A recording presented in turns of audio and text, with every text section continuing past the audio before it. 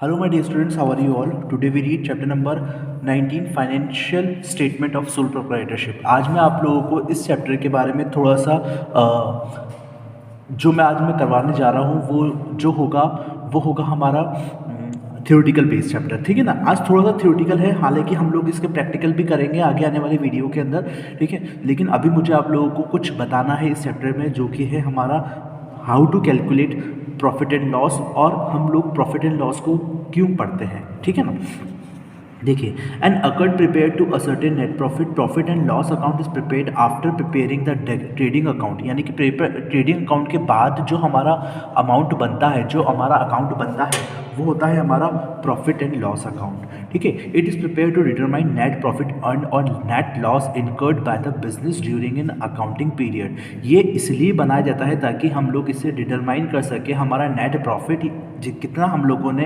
Earn करा है, या फिर कितना हम लोगों ने नेट लॉस को इनकर्ड करा है बिजनेस के अंदर, जो भी पूरा हमारा अकाउंटिंग फाइनेंशियल अकाउंटिंग पीरियड होता है उसके अंदर। A profit and loss account is an account into which all gains and losses are collected in order to ascertain the excess of gains over the losses और vice versa। Professor quarter, यानी कि professor quarter ने क्या बोला है, profit and loss account जो होता है वो हमारा वो वाला अकाउंट होता है जिसके अंदर हम लोग सारे के सारे गेंस और लॉसेस जो होते हैं, जितने भी हम लोग उसको, जितने भी लॉसेस और जितने भी गेंस होते हैं उसको कलेक्ट कर कर एक बिल्कुल सर्टेन ऑर्डर के अंदर हमें ये पता चलता है कि हम लोगों ने कितना गेन करा है या फिर हम लोगों ने कितना लॉस करा है, या फिर वाइस वर्सा। ठीक है, प्रॉफिट एंड लॉस अकाउंट को हम लोग स्टार्ट करते हैं ग्रॉस प्रॉफिट से। ठीक है, जो कि हम लोगों को ट्रांसफ़र किया गया था, जैसे कि मैंने आप लोगों को बताया था ट्रेडिंग अकाउंट के अंदर जो भी हमारा ग्रॉस प्रॉफिट आता है ट्रेडिंग अकाउंट के अंदर, ठीक है ना, उसको हम लोग ट्रांसफ़र करते हैं प्रॉफिट एंड लॉस के अंदर, जो कि होता है हमारा क्रेडिट साइड में प्रॉफिट एंड लॉस अकाउंट के अंदर। In case of gross loss होता है, अगर हमारा ग्रॉस लॉस होता है तो हम लोग इसको ग्रॉस लॉस को ट्रांसफ़र करते हैं ट्रेडिंग अकाउंट से डेबिट साइड के अंदर प्रॉफिट एंड लॉस अकाउंट में। Thereafter all indirect expenses and losses transfer to the debit side to the profit and loss. जैसे कि हम लोग बोलते थे, मैंने आप लोगों को बताया था कि डायरेक्ट एक्सपेंसेस जो होते हैं वो सारे के सारे क्रेडिट जो भी डायरेक्ट एक्सपेंसेस होते हैं वो ट्रेडिंग अकाउंट के अंदर डेबिट साइड के अंदर लिखे जाते हैं, और जितने भी इनडायरेक्ट एक्सपेंसेस होते हैं वो प्रॉफिट एंड लॉस के अकाउंट के अंदर डेबिट साइड के अंदर लिखे जाते हैं। ये चीज़ को बहुत ज़्यादा ध्यान से समझिएगा। ठीक है ना, indirect incomes and gains are transfer to the credit of the profit and loss account. अब देखिए, इनडायरेक्ट एक्सपेंसेस जितने भी होते हैं वो सारे के सारे इनकम, जितने भी इनकम इनडायरेक्ट इनकम होती है वो सारे प्रॉफिट एंड लॉस अकाउंट के अंदर क्रेडिट साइड के अंदर लिखी जाती है। और इनडायरेक्ट एक्सपेंसेस जो होते हैं, ये चीज़ को याद रखिएगा, इनडायरेक्ट एक्सपेंसेस जो होते हैं वो सारे के सारे डेबिट साइड के अंदर लिखे जाते हैं प्रॉफिट एंड लॉस के अंदर, और इनडायरेक्ट इनकम जो होती है वो सारी की सारी प्रॉफिट एंड लॉस के अंदर रिटर्न ऑफ की जाती है। It means those expenses or incomes which have not been debited or credited to trading account are debited or credited in the profit and loss account। ठीक है ना, इसका मतलब ये है कि जितने भी एक्सपेंसेस और जितने भी इनकम्स होते हैं वो डेबिट नहीं करे जाते हैं, क्रेडिट करे जाते हैं ट्रेडिंग अकाउंट के अंदर, और डेबिट और क्रेडिट करे जाते हैं प्रॉफिट एंड लॉस के अंदर। ठीक है, the difference of two sides of this accounts is net profit, और जो भी इन दोनों का जो डिफरेंस होता है वो नेट प्रॉफिट कहलाता है। The total credit side of more than the total debit and credit side. और ये वाला जो चीज़ है मैं आप लोगों को जब हम लोग प्रॉफिट एंड लॉस अकाउंट करेंगे तब मैं आप लोगों को अच्छे से समझाऊंगा। ठीक है, अब देखिएगा, इनडायरेक्ट एक्सपेंसेस क्या होते हैं। Indirect expenses are those expenses which are not directly associated with manufacturing और sale. Of course indirect expenses वो वाले एक्सपेंसेस खुद कहलाते हैं जिसको हम लोग डायरेक्टली एसोसिएट नहीं करते हैं, जहाँ पर हम लोगों को मैन्युफैक्चर होता है या फिर हम लोगों को अगर वो गुड्स ऑफ सेल करना होता है तब। They include administrative, selling and distribution expenses such as salaries, rent and taxes, postage and stationery, insurance, depreciation, interest paid, office lighting, advertising और packing, carriage outward etc. losses including items like loss by fire and loss by theft। ये सारा का सारा debit side के अंदर लिखा जाता है प्रॉफिट एंड लॉस के अंदर, क्योंकि ये इनडायरेक्ट एक्सपेंसेस कहलाते हैं।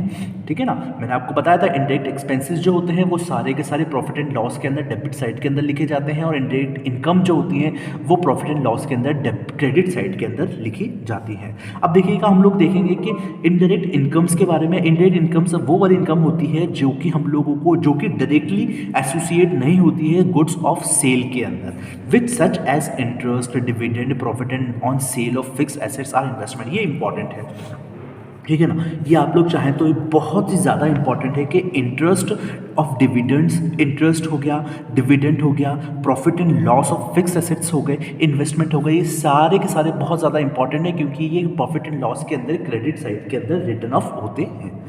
Features of profit and loss account. अब क्या फीचर्स होता है प्रॉफिट एंड लॉस का, है ना, यानी कि कितना ज़्यादा क्या ज़्यादा इंपॉर्टेंस होती है, क्या ज़्यादा खूबियाँ होती हैं प्रॉफिट एंड लॉस की। It is second stage in the preparation of the final accounts. ये दूसरा स्टेज होती है जब हम लोग फाइनल अकाउंट बनाते हैं उसके बाद की।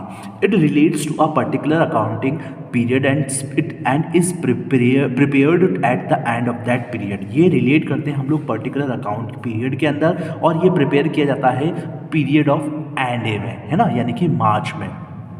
जब हमारा फाइनेंशियल ईयर ख़त्म होता है तब हम लोग यूजुअली इसको बनाते हैं। It shows the financial performance of the enterprise. हाँ, हमें पता है क्या, ये पूरे के पूरे अकाउंटिंग पीरियड की एक पूरा का पूरा एक चिट्ठा तैयार करता है जिसे हम लोगों को ये पता चलता है हमारे बिजनेस के अंदर कितना ज़्यादा प्रॉफिट हुआ है और कितना ज़्यादा लॉस हुआ है।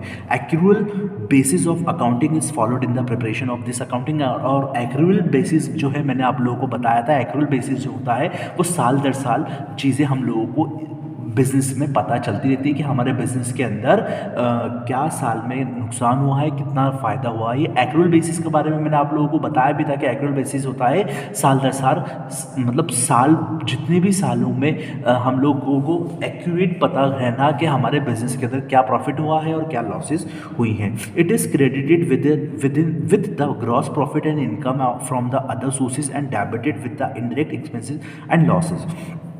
ये क्रेडिट करते हैं हम लोग इसको ग्रॉस प्रॉफिट में और इनकम में फ्रॉम द अदर सोर्सेज, और क्योंकि ये होती है अदर सोर्सेज से, and debited with the indirect expenses and losses के बेसिस पर। नेट प्रॉफिट और net losses directly affected the capital. अब देखो balance of this account is net profit और नेट लॉसेज। ये आपको पता ही है कि जो भी इसका बैलेंस होता है वो जैसे कि हमारा ग्रॉस प्रॉफिट होता था ट्रेडिंग अकाउंट के अंदर, ग्रॉस प्रॉफिट होता था जिसको हम लोग आगे प्रॉफिट एंड लॉस के अंदर ट्रांसफर करते थे, और इसके अंदर जो होता है प्रॉफिट एंड लॉस के अंदर हम लोग नेट प्रॉफिट आता है या फिर नेट लॉस आता है जिसको हम लोग ट्रांसफ़र करते हैं कैपिटल के अंदर। Not profit and net profit और net loss directly affected the capital, not net profit increases the capital while net loss decreases it. ठीक है, अब देखिएगा पर्पस होता है, क्या पर्पस होता है प्रॉफिट एंड लॉस अकाउंट का, वो भी देख लेते हैं। डिटरमाइन करते हैं हम लोग नेट प्रॉफिट और नेट लॉस को, कंपैरिजन करते हैं, कंपैरिजन करते हैं with the previous year profit के, पिछले साल हम लोगों को कितना प्रॉफिट हुआ था, ठीक है ना। Finding details of indirect expenses, जितने भी इनडायरेक्ट एक्सपेंसेस पूरे साल भर के अंदर हुए हैं उस चीज़ को फाइंड करना, उस चीज़ को पता करना कि हमारे कितने प्रॉफिट एंड लॉस के अंदर हमें कितने पूरे साल भर के अंदर इनडायरेक्ट एक्सपेंसेस हुए हैं। Helps in preparing balance sheet, और बैलेंस शीट प्रिपेयर करने में ये बहुत ज़्यादा मददगार साबित होता है। बेसिस ऑफ प्रॉफिटेबिलिटी रेशियोज, ठीक है। अब देखिएगा ये हमारा कुछ फॉर्मेट है, ये इस फॉर्मेट को आप लोग रट लेना या फिर बहुत ही ज़्यादा अपनी लाइफ के अंदर इसको इतना ज़्यादा इंपॉर्टेंट है कि आप लोग इसको बहुत ही ज़्यादा अच्छी तरीके से, मैं तो ये बोलूँगा कि आप इस चीज़ को रट लो, ठीक है ना, क्योंकि बहुत ही ज़्यादा इंपॉर्टेंट है। ये आप लोगों की आगे फ्यूचर वाली लाइफ के अंदर भी बहुत ज़्यादा इंपॉर्टेंट साबित होगा, ठीक है ना। हालांकि रटना इज़ नॉट अ सोल्यूशन, ठीक है, बस इसको समझ लो। और मैं तो इस चीज़ को अगर आप लोग याद रखेंगे तो ही आप लोगों को ये आगे चीज़ें कर पाएंगे, ठीक है ना। चलिए जल्दी से इसको देख लेते हैं हम लोग, फिर उसके बाद आगे इसको ख़त्म कर देते हैं, ठीक है। देखिए ग्रॉस लॉस, अगर ट्रेडिंग अकाउंट के अंदर ग्रॉस लॉस आता है तो यहाँ पर ट्रांसफ़र होगा डेबिट साइड के अंदर, ग्रॉस प्रॉफिट होगा तो वो क्रेडिट साइड के अंदर ट्रांसफ़र होगा। ये फॉर्मेट है, आप लोग फॉर्मेट देख लीजिएगा। To salaries, to rent, to stationery printing, to postage, to and courier, telephone and internet expenses, insurance expenses, business promotion expenses, repairs, depreciation, interest, conveyance, bank charges, general expenses, electricity expenses, loss by fire और theft और damage, commission, advertisement, freight outward, discount allowed, travelling expenses और bad debts और net profit transfer to capital account, है ना। ये चीज़ important है, ठीक है। नेक्स्ट है हमारे जितनी भी इनकम्स होती है वो सारी चीज़ें इधर लिखी जाती है।